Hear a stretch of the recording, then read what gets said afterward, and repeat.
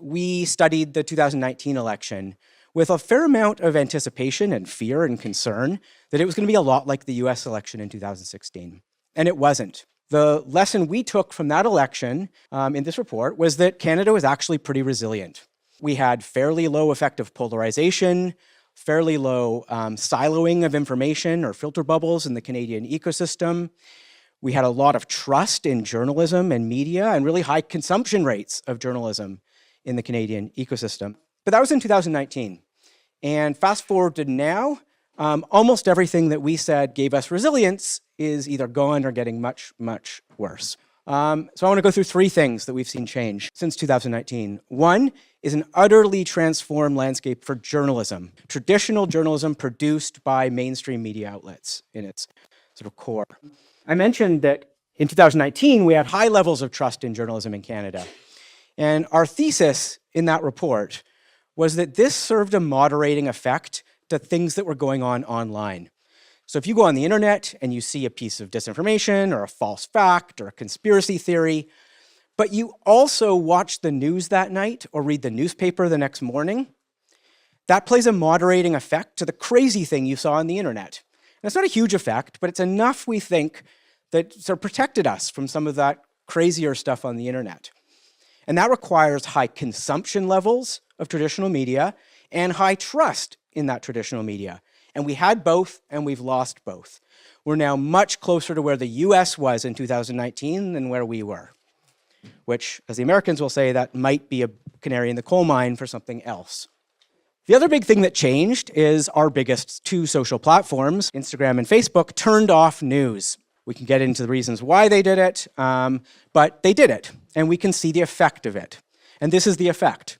Links to national and local journalism were essentially eliminated on the two biggest platforms for sharing them previous to the block.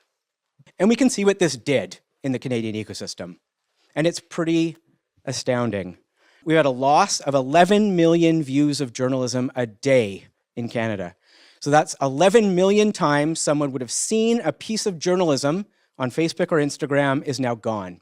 That incidental viewing of journalism. Almost half of all news media engagement on all platforms, not just Facebook and Instagram, have gone away. And a quarter of all news outlets in the country have stopped posting on all social media entirely. Again, the place where people get their information.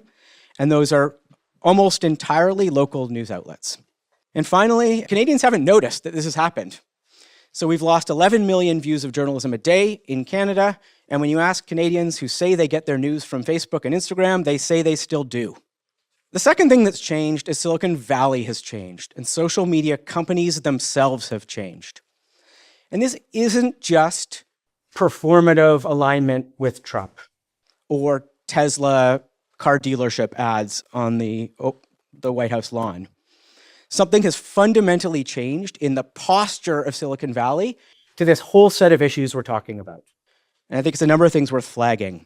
One, we've ended a 10-year period where trust and safety and content moderation were actually things the companies were trying to do. Now, they were doing it imperfectly, and a lot of people here, including myself, have been very critical of how they've done it.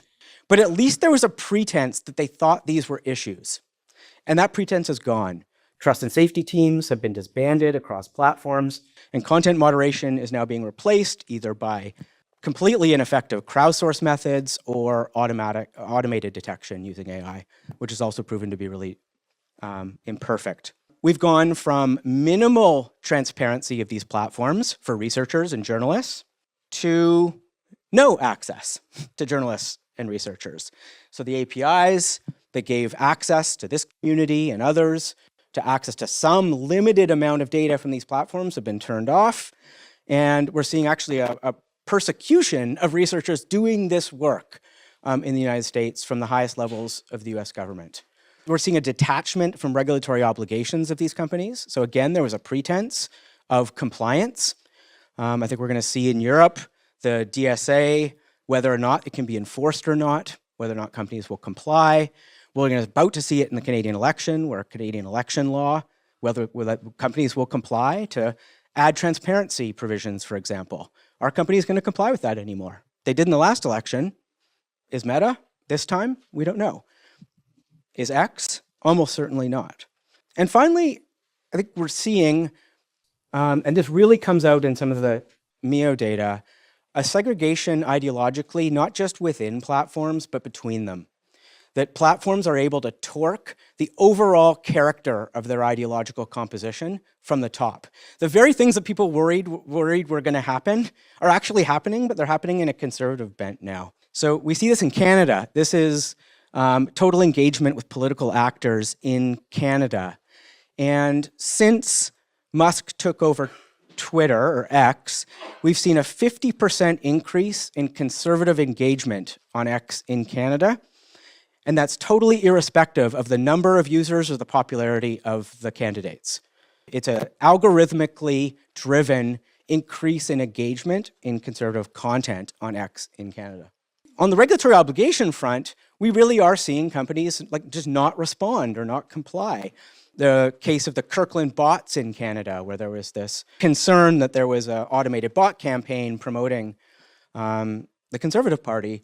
A letter from 4 candidates, or 4 MPs, went to X, and it just got no response, right? So a pretty, not a huge issue, but like there's no longer points of contact for which to have dialogue with these companies anymore, and I think that's a really big change in posture. The third thing, the last thing I'm going to go through, is new pathways of manipulation. The first is that we're seeing a really unique combination of technological capacities, which is really cheap bots combined really critically with AI. So it's not just that we can get bots, and we've always been able to use bots on these platforms, but it's they can now operate on their own.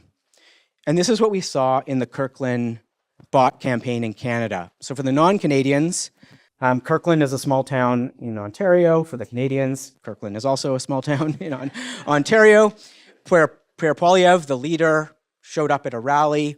And that night, X was flooded with these kinds of comments from hundreds of different accounts, just saying how awesome that rally was. And they're totally innocuous, right? They were like, that was an amazing rally in Kirkland, Ontario. But they all happened at once. They all happened in a 24-hour period. And what happened was the Liberal Party blamed the Conservative Party of running a bot campaign, and the Conservative Party blamed the Liberal Party of running a false flag bot campaign. And that was the media story for 2 weeks, right? Whose campaign was this? We looked into it, and it turns out it's almost certainly just a person playing with a new bot tool. And they trained the bot tool on an RSS feed, a news feed. And that RSS feed, the day they hit go on this tool, picked up a Kirkland Lake news story that campaign had happened, started commenting on it on its own, and then just generated into this spiral of activity as people started picking it up. So probably just one person playing around with a tool, but I mean, talk about new pathways of vulnerability. What could you do with not 1,000 bots at 20 cents each, but 10,000 bots or 100,000 bots at that price? The second, which Mark has mentioned, which we fully agree is the biggest new vector here of vulnerability, which is influencers. And there's 2 attributes of them that are really important. They're utterly unaccountable to both anything other than their audiences, their core audiences, who are often believers, and their funders, who are very often opaque. I mentioned the ad transparency laws that came in 2019 in Canada, forcing platforms to disclose ad spends during an election, digital ad spends.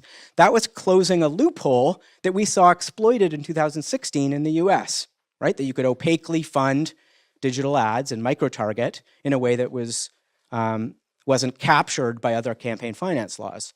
What we've now seen is money flowing from foreign governments into influencers in an entirely opaque way. And the key example of this is the tenant media case, which, I mean, I'm sure everybody knows about it, but it's quite striking in the sense that millions of dollars were funneled into a range of influencers in an entirely opaque way. The only reason we know about it is because of a US indictment. And what we found when we looked at the people who were funded and the podcasts that they were funded for is that Canada was talked about over 1,000 times, almost exclusively in a way that portrays Canada as a failed state. So this wasn't even aimed at Canada. It was clearly aimed at the United States, but the influencers that were captured in this net of money also directed their aim at Canada. This is Tim Poole, who is sort of at the center of this. After we destroy the Canadian economy, their resistance will erode. We will then march in unopposed and deliver Canada to its rightful place as a territory of the US. Crazy, but funded by Russia. Finally, is America. We are now seeing the emergence of America as a major actor in disinformation. We saw it in the UK, we saw it in Germany, and we're almost certainly going to see it here, and we're starting to see signs of it already.